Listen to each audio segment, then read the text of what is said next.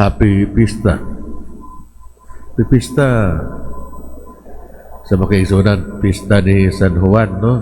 So usually ang ato ang dali nga mo na huna kinahanglan makinabligay og tubig, mo ba na, no?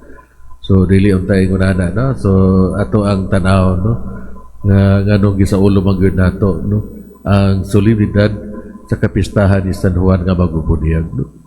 Sa makaigsunan, ang katilingban nagpakita para ang Zacarias ug Isabel sa ilang pagsaulog sa pag-abot sa ilang milagrong anak dinhi sa kalibutan.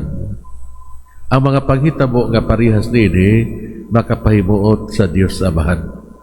Gusto niya nga magiusa kita sa paglipay tungod sa gasa sa kinabuhi. So mao na siya. Kung diha sa managtiayon nga kinabuhi, kung ang babae nagsabak, mapasalamaton ta, no? Di lang siguro ang girikanan, kundi ang tibuok nga katilingban, no? So ang ato ang paghimo niini diha sa katilingban, gipalapdan ang ato ang mga kasing-kasing, gitabangan kita nga magpapasalamaton sa matag usa, nagdasig kanato sa pagpuyo nga matarong, ug nagpahinumdum kanato sa kaayo sa Ginoo dinhi kanato. Nga ang Dios anaa gayon, no, padayon nga nagpakabana, padayon nga naghatag sa mga grasya nga ato ang gikinahanglan, no?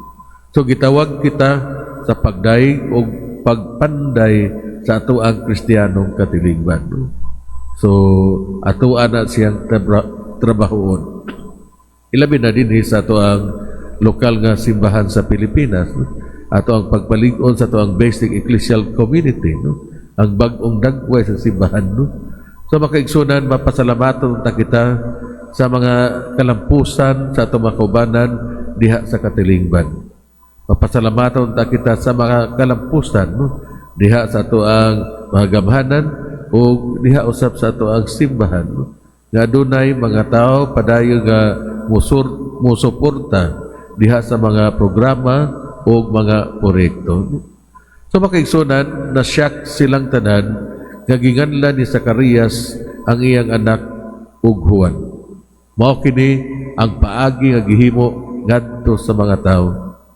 Despite sa kontrobersya, ato makita ang lig-on nga pagtuo, determinasyon ug pagkamasunugtanon ni Zacarias ug Isabel diha sa pagtuman sa kabubuton sa Ginoo, diha sa pagpangalan sa ilang anak ug Juan.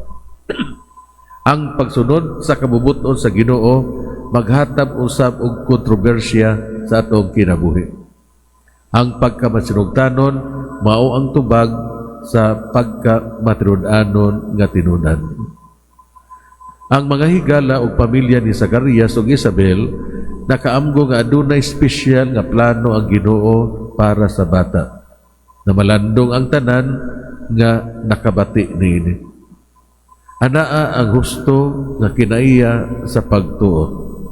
Ang Ginoo nagtawag kanato sa makunayon nga mga sa pagpalabat, sa pagpalapad sa atong pagsabot o pagkamasinugtanon sa iyang tingog sa daghang paagi sa iyang pagduol kanato matag adlaw.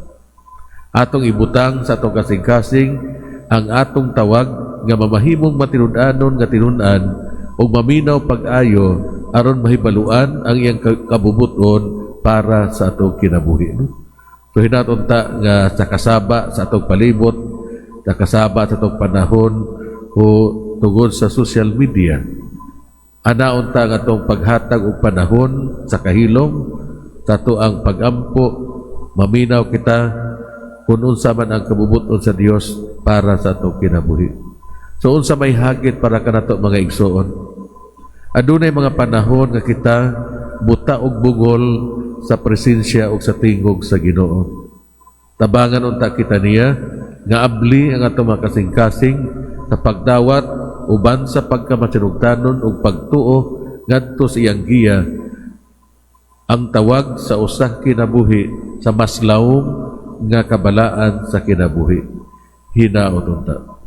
May nagpalihog para sa katalibanong pagampo.